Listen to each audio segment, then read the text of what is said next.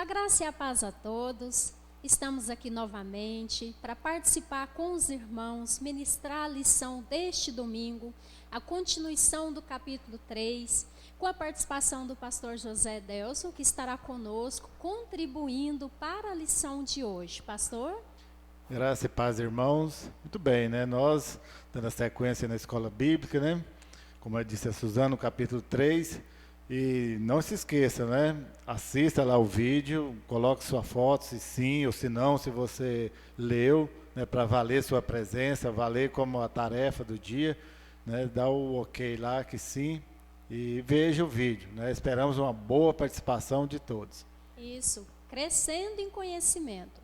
Vamos lá. Vamos dar continuidade ao capítulo 3, compelidos ao conflito. Por que devemos lutar pela fé?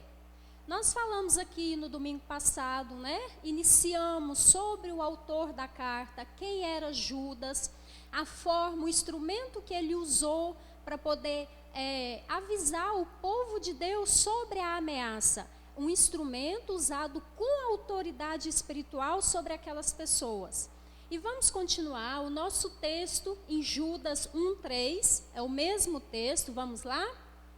Amados, quando empregava toda a diligência em escrever-vos acerca da vossa comum salvação, foi que me senti obrigado a corresponder-me convosco, exortando-vos a batalhardes diligentemente pela fé, que uma vez por todas foi entregue aos santos.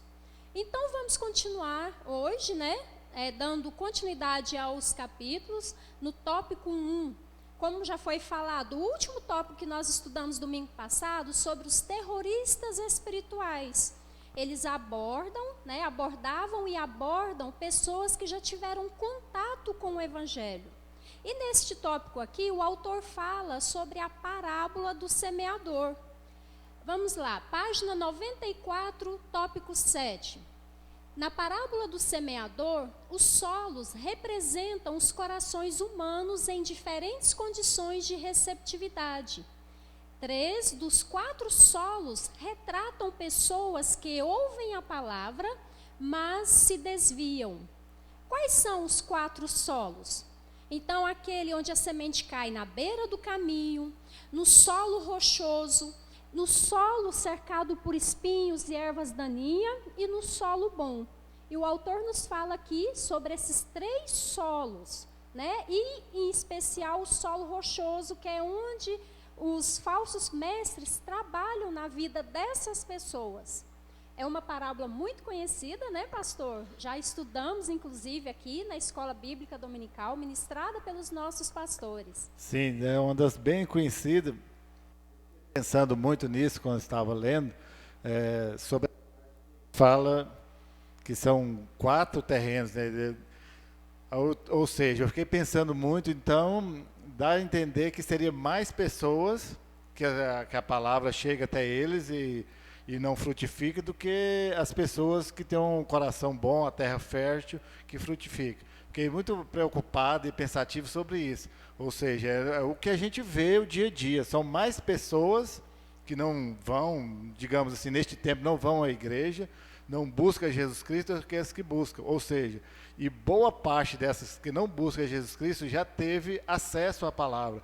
De alguma forma já lhe foram pregado o evangelho, e algumas até gostaram, né, como diz a parábola, no entanto, não rendeu frutos. Isso.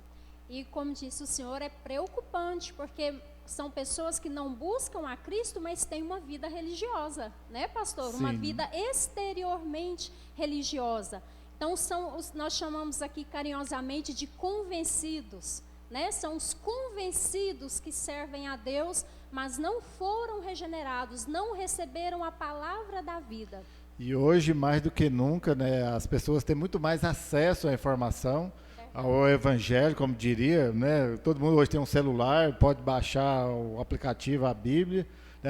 Uns tempos atrás era mais difícil, até para evangelizar, teria que percorrer longas distâncias a pé ou de alguma forma, não tinha meio de comunicação tão eficiente como hoje. Então hoje, mais do que nunca, não há desculpas para não saber a palavra de Deus, né? Pode, né, e a maioria não querem, dá razão à palavra de Deus, mas que é mais fácil, Sim. E é um terreno propício para os falsos mestres, para os terroristas espirituais. Sim, pastor? No tópico 8, na página 95, essa é a própria essência da apostasia: ouvir a verdade, saber o que ela é, professar aceitá-la e depois rejeitá-la.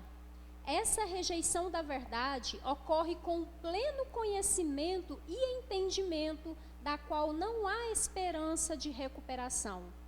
Num dos domingos aqui da EBD, com os pastores, pastor João, pastor Edelson, nós aprendemos sobre a apostasia. Teve uma introdução interessante sobre a apostasia, o que é uma apóstata, né? Como é a vida desse apóstata. E o pastor João falou assim, olha, um apóstata, ele ouviu, ele entendeu, ele tem conhecimento da verdade. Mas o que diferencia ele? Ele não abraçou verdadeiramente essa verdade. É o solo que o senhor falou, né? É aquele solo ali, como diz, o solo rochoso que ele recebeu, às vezes, no início até com alegria, mas depois ele rejeitou a verdade. E o apóstolo é muito mais grave, é muito mais sério que um desviado, né? O desviado, às vezes, desvia por ignorância ou por falta de entender determinadas coisas. Já o apóstolo, não, ele rejeita, né? Muitos são teólogos, né? Ou bastante conhecedores, né? Conhecem, entenderam, sabe o que é a palavra de Deus, não é só que ouviu falar por alto, ele, de alguma forma, pelo menos o básico do básico, ele conhece e ele rejeita de coração. Ele sabe que aquilo, o mais incrível quando lendo o livro, o autor vai falar lá que a maioria dos apóstolos rejeita entendendo que aquilo é a verdade e mesmo assim eles rejeitam. Ou seja, o que ele fala lá, né, que eles buscam, às vezes, a verdade, mas não amam a verdade, né? Eles sabem que aquilo é verdade, mas aquela verdade para eles não interessa, que é muito complicado essa parte. Inclusive, o senhor falou disso, pastor, em lições passadas, né? Essas pessoas, eles querem uma vida religiosa, querem as bênçãos de uma vida religiosa, mas não querem o Deus, né? O Deus verdadeiro, eles não querem servir a Deus. Nós lembramos aqui quando Jesus falava à multidão, né, sobre a verdade, e muitos discípulos abandonaram Jesus. Por quê? Porque eles achavam que a verdade era dura demais para eles. Traduzindo, né, os pecados deles os afastaram da verdade. E isso, nos dias de hoje, é tão comum quanto nos tempos de Jesus. Quando os nossos pastores estão aqui ministrando nas nossas vidas, muitas vezes nós pensamos, né, em nosso coração, nossa, não precisava disso tudo, nossa, está sendo muito duro, eu não precisava ouvir isso hoje, eu precisava ouvir outras coisas hoje, mas ele está sendo muito duro, e rejeitamos o alimento, a exortação direcionada às nossas almas. Mas essa é uma das principais guerras pela verdade nesses dias. A pessoa quer um evangelho adaptado a ela, do jeito que ela quer. Ela não quer que o pastor fale a palavra de Deus, mas quer que o pastor fale aquilo que agrada aos seus ouvidos. Ou seja, né, Paulo já falava, né, que chegaria o tempo que deixaria de pregar a sã doutrina para ser comichões de ouvido, aquilo que vai me agradar. E é o que tem ocorrido, né? A gente, às vezes, né, como pastor, às vezes não pode falar aquilo que que precisa falar, porque a pessoa vai emburrar, a pessoa não vai achar bom, eu vou sair da igreja então, porque eu não queria ouvir isso, né? E não é assim. E, recentemente eu e o pastor João estivemos conversando sobre isso. Não, entre então perder um irmão ou falar a verdade, vamos falar a verdade, porque né, chegará um tempo que se a pessoa não pertencer a Cristo, vai acabar, digamos, entre aspas, se perdendo, né? Então é melhor que a gente fale a verdade. Essa é a guerra nos nossos dias, né? E como as pessoas gostam de falar, se eu vivesse naquele tempo, não, mas naquele tempo tinha menos informação, as pessoas não tinham o conhecimento que nós temos hoje. Já 2000 anos de vai e volta e explica uma coisa, explica outra, muda de ideia, volta, mas as pessoas hoje estão bem mais condições, em melhores condições de resolverem por si só se aquilo realmente é verdadeiro ou não. Então não há desculpa, né?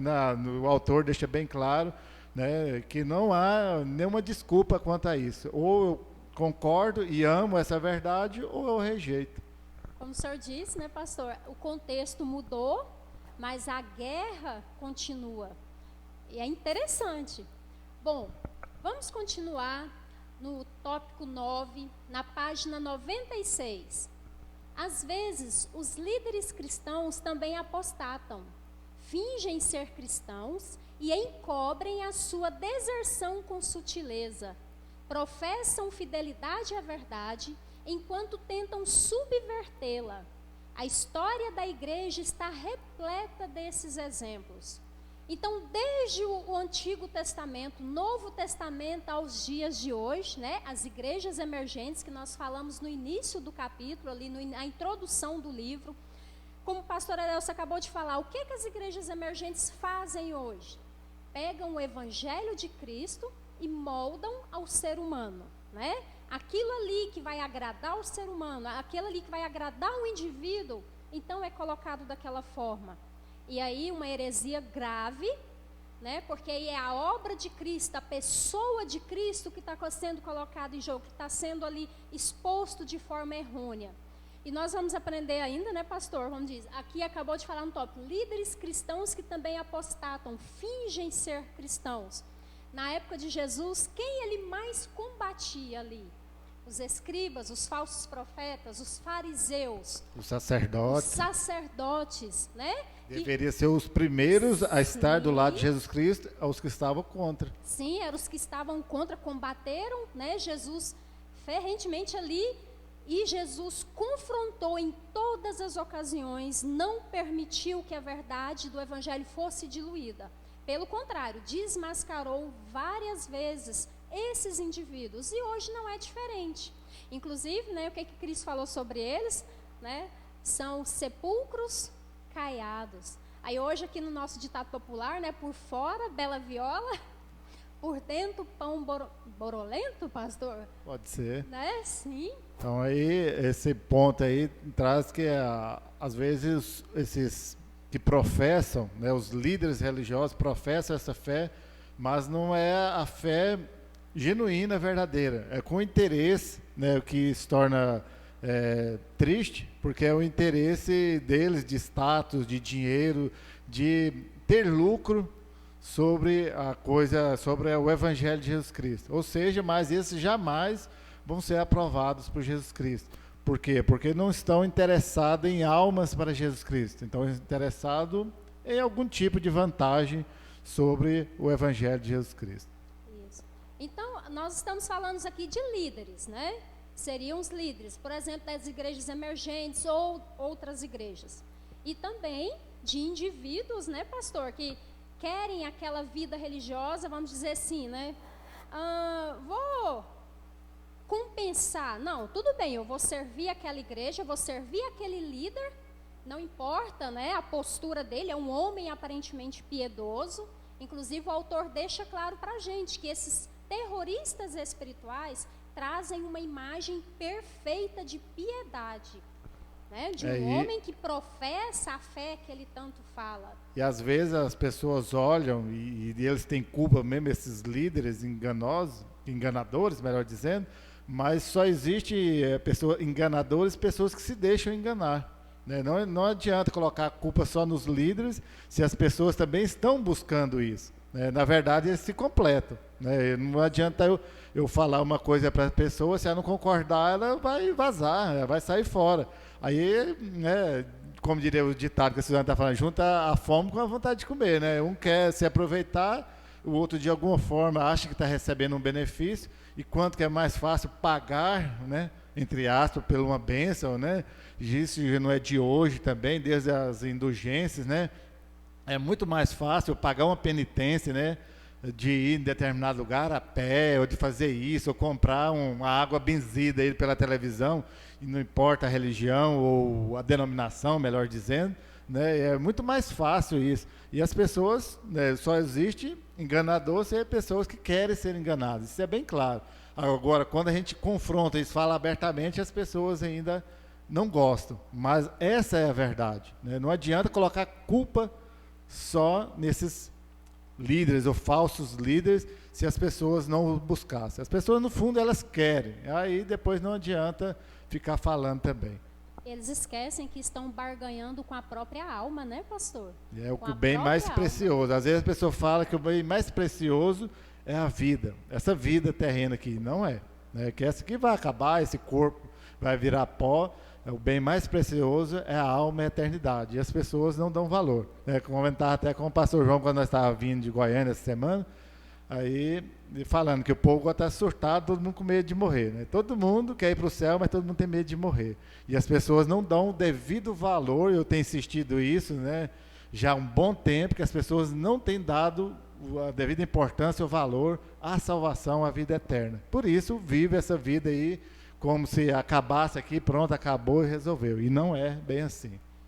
Isso. E como que podemos mudar essa situação? Uma coisa que nossos pastores têm batido muito na tecla: conhecer a Deus, conhecer a vontade de Deus, conhecer a sua palavra. Porque a palavra, ela liberta, ela purifica. Então, esse é o caminho. Essas pessoas que estão barganhando com as suas almas, não querem ler, não querem ter trabalho, né? Porque o conhecimento, ele traz trabalho, não é fácil. Mas é a sua alma que está em jogo. É verdade. Seguindo no tópico 10, na página 100. Em Atos 8, de 9 a 25, apresenta um exemplo clássico de como a apostasia pode ocorrer. Simão, o mago, abraçou a fé e foi batizado. Acompanhava Filipe observando extasiado os sinais e milagres. Sua fé parecia autêntica, mas é considerado o fundador da primeira seita gnóstica plenamente desenvolvida. Olha que exemplo interessante que o autor do livro trouxe para nós. Simão, o mago. Podemos até falar aqui, né, pastor, rapidamente, como diz a história de Simão. Ele era um mago, né, um farsante que vivia ali entre o povo judeu e que ele presenciou a obra do Espírito Santo através dos discípulos. Ele viu o que Filipe fazia, as obras que Filipe fazia.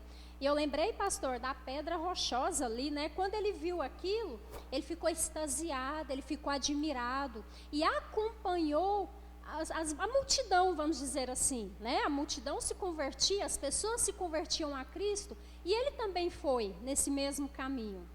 Mas aí, no decorrer da história de Simão, a Bíblia nos conta o que estava realmente no coração dele, né? Ele era um convencido, ele ouviu a verdade, ele conheceu, ele visualizou os feitos da obra ali, mas ele não foi atingido, não houve a regeneração, não houve a conversão.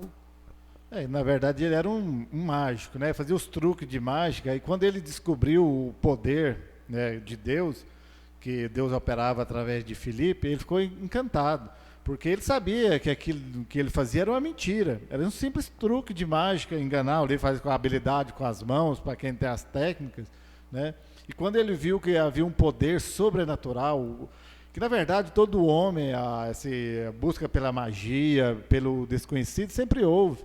Então, quando ele deparou com aquilo, ele falou, isso sim, mas ele ficou maravilhado, mas ao mesmo tempo ele já pensou na possibilidade, né, o autor deixa claro, né, assim, e outros estudiosos depois, não foi publicado, foi escrito na Bíblia, outros contemporâneos depois publicou livros da história de Simão, né, e dizia que ele, na verdade, ele queria ter lucro com aquilo. Quando ele descobriu, ele se propôs até a Pedro a comprar o batismo do Espírito Santo. O quanto que eu pagar, por quê? Porque quando ele viu os apóstolos impondo as mãos sobre as pessoas recebiam o Espírito Santo, ele queria ter aquilo. Mas não para as pessoas, um benefício da pessoa, mas para ele aparecer.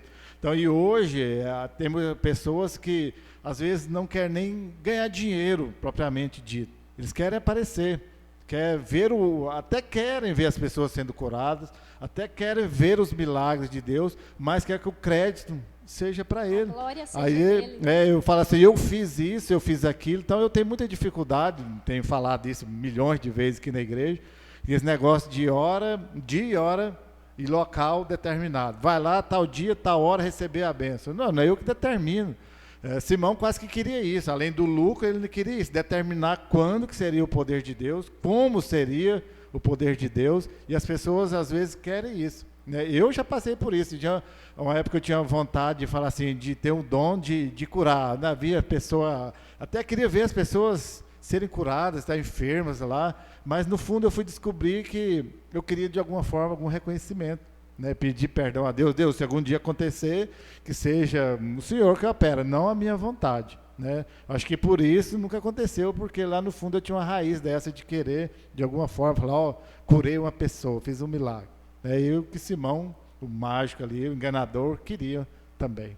Como o senhor bem disse, pastor, é um retrato dos dias de hoje. Assim como Simão, que a Bíblia diz que ele era muito conhecido, ele era famoso, entre o povo ali, hoje não é diferente. As pessoas querem a glória para si, e a Bíblia é clara, Deus não divide a glória dele com ninguém. Como o autor descreve, então vão para frente de uma televisão, e é hoje bem atual, e fazer e demora ali uma coisa assim, que a gente vê que Jesus Cristo, vamos pôr assim, talvez seja dos menores, não sei se estudou quando classificar, de expulsar um demônio, Aí Jesus Cristo ordenava os apóstolos, retira dele, pronto, igual o cara fica ali 15 minutos diante da câmera lá, e sai, conversa, e fala. Não, Jesus Cristo, a primeira coisa que Jesus Cristo falava, cala-te, e agora retira dele e deixa ele em paz. Agora o cara vai lá para frente da televisão, ficar, tá filmando direito aqui, busca um ângulo melhor, conversa e fala. Tudo isso é necessidade de aparecer, de trazer a glória para si. Isso. Seguindo no próximo tópico, no tópico 11, na página 102, a campanha contra a verdade tem sido implacável e surpreendentemente eficaz. Repetidas vezes no Antigo Testamento, Israel foi advertido a não se apartar da fé. A nação se tornou tão apóstata que quando o Messias prometido nasceu, poucos perceberam a verdadeira relevância do evento.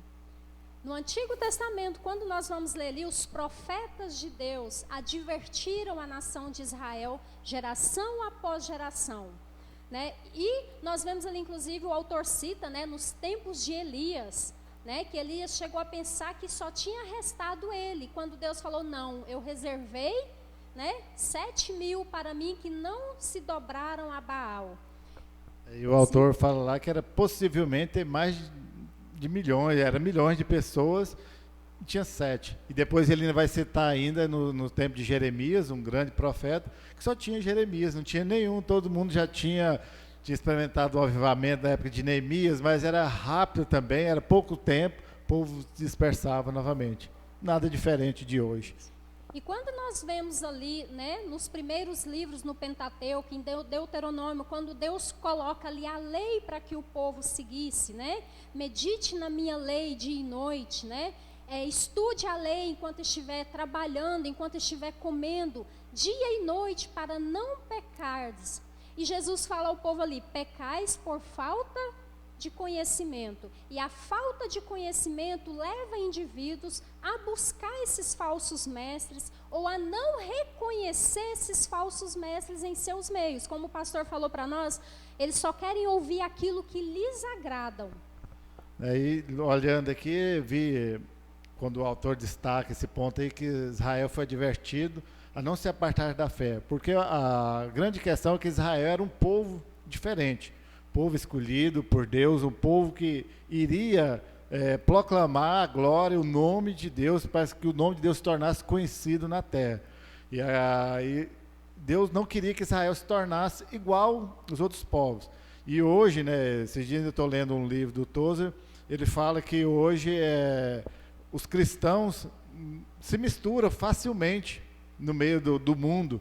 Ou seja, existia um tempo que onde passava um cristão, um crente, ele era reconhecido, era motivo de chacota, era falado, mas hoje não. As pessoas hoje, do seu ego não pode ser machucado, não pode ser falado, então ele passa no meio da multidão despercebido, hoje não é reconhecido, e isso está errado. Por quê? Porque ele não está defendendo a verdade, porque nós não somos, Tozer bate muito nisso, pelo menos 2 ou 3 livros que eu li dele, ele fala que nós somos passageiros, somos forasteiros aqui neste mundo, não pertencemos a este mundo. Ou seja, nós não pertencemos, agora falando literalmente, não pertencemos ao mundo em si, nós convivemos no mundo, mas não pertencemos a ele.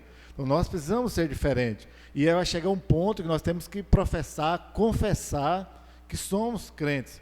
E as nossas atitudes, não só de palavras, mas de atitudes, das pessoas nos reconhecerem. Não é que nós vamos sair gritando para todo mundo, eu sou crente, sou isso, mas as pessoas verem em nós. Aí sim, aí seremos diferentes, não apartaremos, né, não estaremos apartados da nossa fé.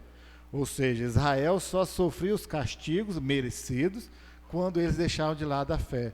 E nós, né, como cristãos neste tempo, vamos sofrer algumas consequências quando nós abandonamos a nossa fé. Ou seja, nós abandonamos a nossa guerra pela verdade, ao dizermos para o mundo quem somos, a quem pertencemos. É porque quando falamos, pastor, em confrontar, nós pensamos que é naquele bate-boca, né? É naquele conflito com o outro, no né? mínimo uma discussão em voz alta e tal. Isso, não. Quando falamos confrontar, como o pastor Adelso descreveu aqui muito bem, você confronta o mundo com a sua atitude, com o seu falar, com a sua postura, com o seu testemunho. E muitas vezes com o seu silêncio. Quando as Exatamente. pessoas te acusam, as pessoas falam isso e aquilo, você fica calado. Para te defender tem Jesus Cristo. A Bíblia já diz que ele é o nosso defensor, o nosso advogado. Quer alguém melhor do que ele para defender? Então eu não preciso defender às vezes, não preciso de postura, muito menos defender Jesus Cristo. Ele não precisa. Ele precisa que eu o adore, que eu o glorifique, não que defender, sair na discussão, na porrada. Não, não vou negar, né? Mas também não preciso sair no confronto confronto físico, né? Mas no confronto de atitude que nós devemos fazer. Vou fazer agora, pastora Adelso, igual o pastor João. Vamos num exemplo prático? Vamos. Vamos num exemplo prático aqui? Por exemplo, quando o mundo hoje, as igrejas evangélicas hoje, ou que se dizem evangélicas, estão se amoldando, né, ao contexto mundano. Chegou o mês de junho, o que é que elas fazem? Né? A festa junina gospel.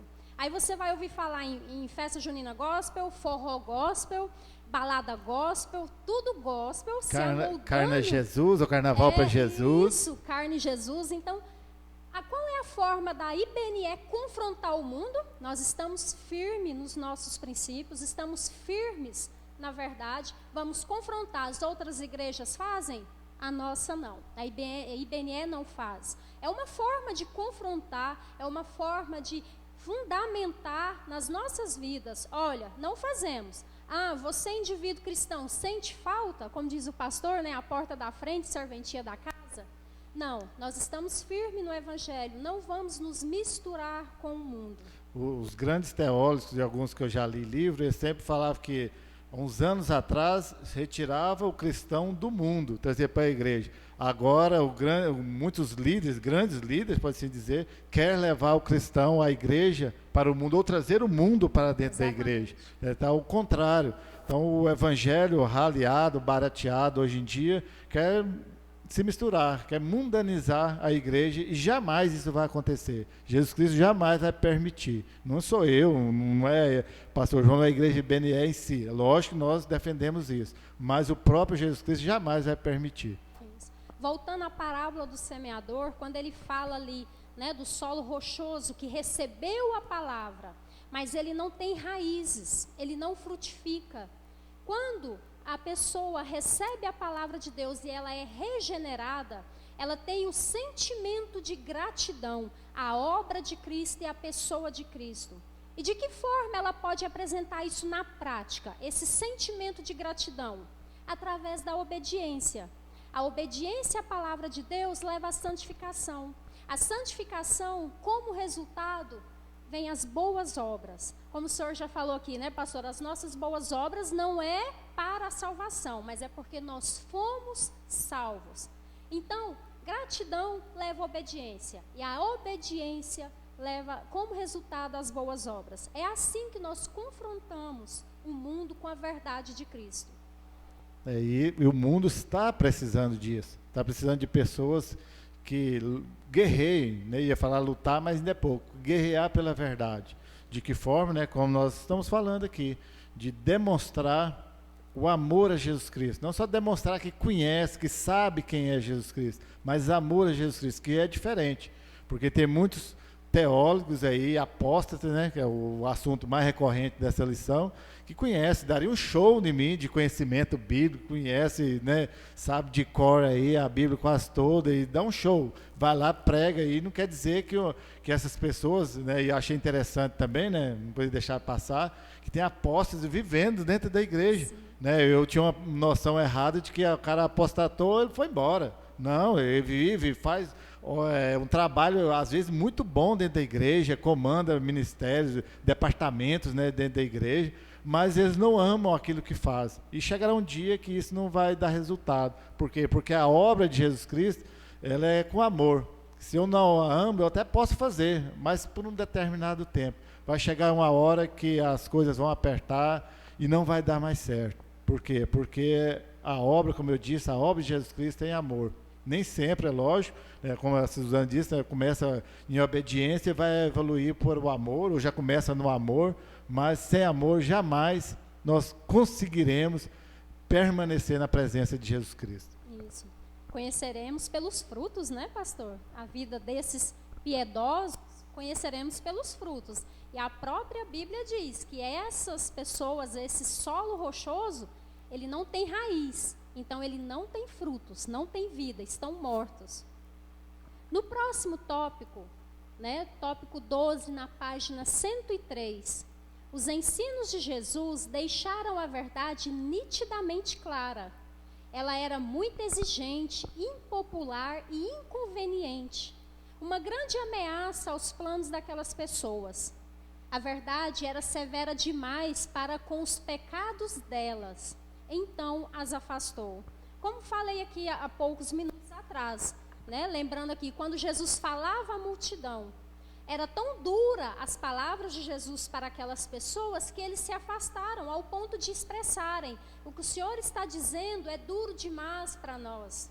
Mas quando ele, né, Pedro fala com ele, o que ele responde, pastor? Quando ele fala: Pedro, você também vai me deixar? O que ele diz?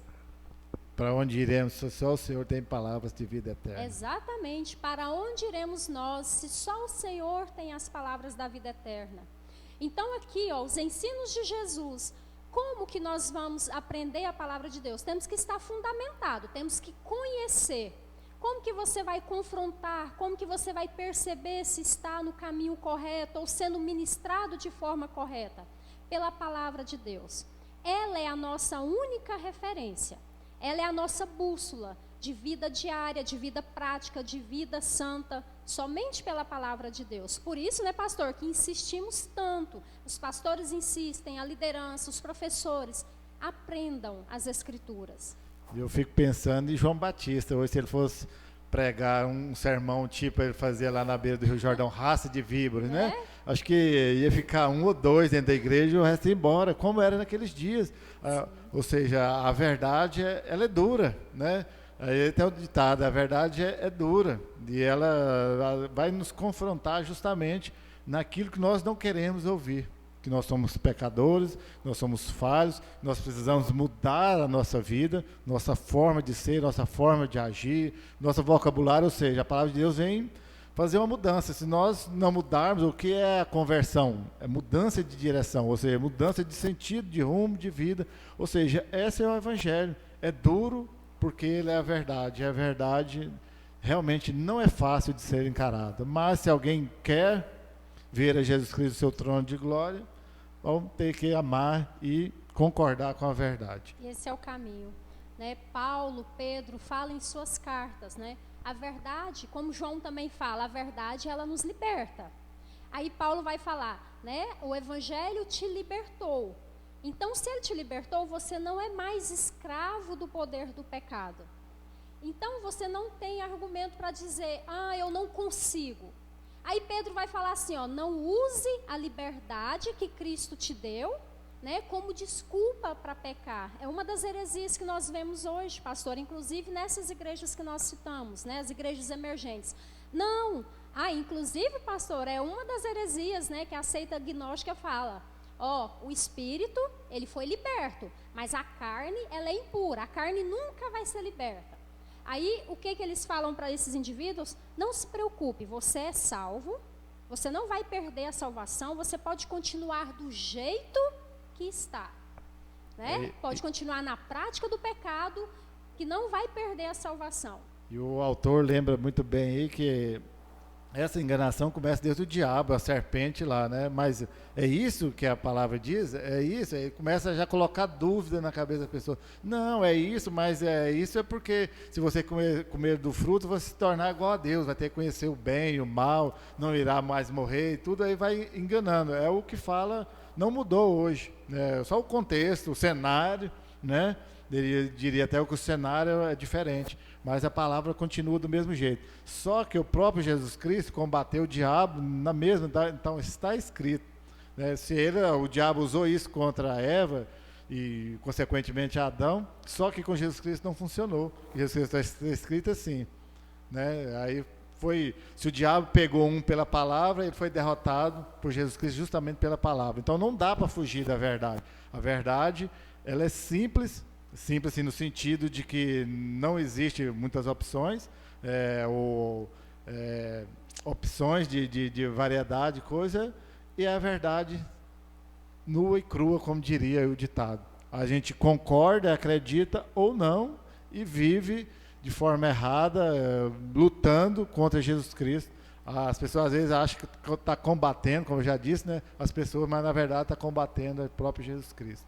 Igual a senhora acabou de falar, pastor, porque se eu professo, né, que sou crente em Cristo Jesus, mas eu continuo na prática da verdade, então eu estou rejeitando o senhorio de Cristo, que é a essência dessa heresia que esse pessoal, né, queria ali, que Judas estava alertando o povo dele, o povo de Deus, né, sobre a libertinagem. E hoje não é diferente, ok? Bom, finalizamos, né, hoje os nossos tópicos aqui. No domingo que vem será a última parte deste capítulo. Leiam, estudem, coloquem suas dúvidas, né? Como o pastor já falou aqui no início, participem, porque esse é o princípio, é aprender, é crescer em conhecimento, crescer na graça do nosso Senhor Jesus, porque quando nós aprendemos, quando nós crescemos, nós valorizamos e guardamos a verdade, a única verdade, que é a que salva, é a que liberta e é o que nos dá a vida eterna. Eu espero que vocês todos tenham participado, assistir o vídeo, tirar dúvida, vai lá no livro, confere se é que realmente, né, tira suas dúvidas, não deixe passar algo que você não entendeu, porque às vezes a gente tem um péssimo hábito de não entender direito e passar para frente. Não, nisso, né, dando uma moralzinha para a Aline, né, ainda da forma dela, às vezes, né, vai lá, pergunta, tira as dúvidas, ou seja, né, está no caminho certo, ele tem que tirar as dúvidas mesmo. Ninguém falou que você é obrigado a entender e muito menos passar para frente quando não entendeu. Estamos aí, tem a semana inteira para tirar dúvida até chegar na outra lição, então não perca seu tempo deixando de aprender, né? Então leia o livro, assista, espero que você tenha assistido o livro e posta lá a sua foto e dá o seu sim lá para a sua presença e sua tarefa. Isso, inclusive, aconteceu essa semana, se eu não me engano, acho que foi antes de ontem, eu estava incomodando o pastor João no WhatsApp, porque eu estou numa nova leitura, Sermão do Monte, de John Owen, e, no caso, eu tive dúvida ali naquele momento, né, e perguntei, pastor, isso é assim, assim, assim? E é assim que nós vamos aprendendo, né, lendo, conhecendo, aprendendo, tirando dúvidas, crescendo uns com os outros para a glória de Deus. Amém? Graça e paz. Que Jesus te abençoe durante toda essa semana. A graça e a paz.